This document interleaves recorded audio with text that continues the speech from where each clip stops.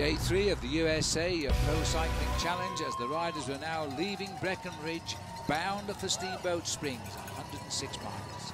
Yes, a very rapid start as well for the riders once they moved away from Breckenridge, because the first half of the course mainly was downhill and a very fast start indeed.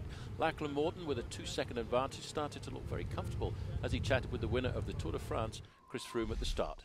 And as we went on to the first climb of the day of Swan Mountain, just after 7 miles accomplished, there was an attack immediately by brand new professional from Italy here in Cannondale, David Villela. When he got to the top of the climb, he had a slight advantage, but there was a fractioning group of riders coming clear. But Villela got his way through the crowd to get maximum points. But just a little bit further back, the man who leads the King of the Mountains competition got across the line in second place. Yes, so Matt Cook retaining his lead in that, but as soon as they were over the top, it was Jens Voigt who launched an attack. He said before the start he was going to be in a breakaway. It was a day for him, and he forced a leading group of 5 riders. 55 miles done, they came into the town of Kremling beneath a light shower of rain. Villela was still in front. The 5 were leading here by 4.5 minutes at the Cliff Bar Sprint. Yes, but then when we got onto the difficult part of the course, Jens Voigt found that there was not enough firepower in the breakaway. Having a quick word with the riders in the breakaway with him, he said, well, if you've got no more power left, I'm off.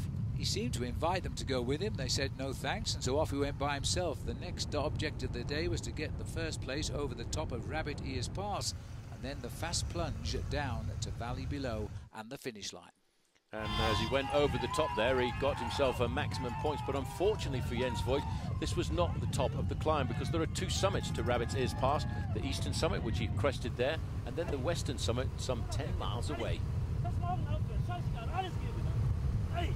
Give everything, said his team manager Kim Anderson. Of course, you never say that to Jens Voigt, because he always does.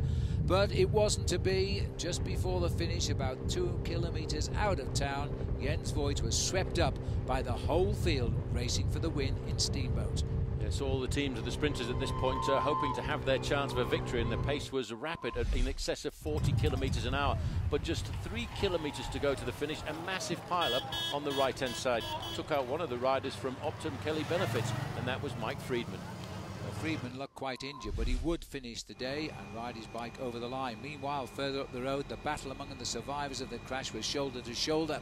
And Ryan Anderson on the far right, who looked as though he was going to win, but he couldn't outrun the man from Slovakia.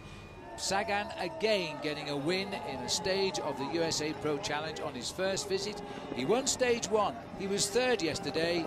He was the winner again today in Steamboat Springs, his 16th win of the season. Yeah, but Phil, his 2nd win in 3 days here at the USA Pro Challenge in a race that they said was not so great for sprinters. Friedman managed to cross the line, very badly cut up, but there was no change overall at the end of the day, because the yellow jersey still remains on the shoulders of Lachlan Morton. Yes, on this 3rd day, all of the riders came home in the same time, even the fallers under the international regulations. If you're 3 kilometres from the finish, you get the same time. Lachlan Morton still leads this race by 2 seconds. Matthias Frank is 2nd, and Peter Sagan is 3rd.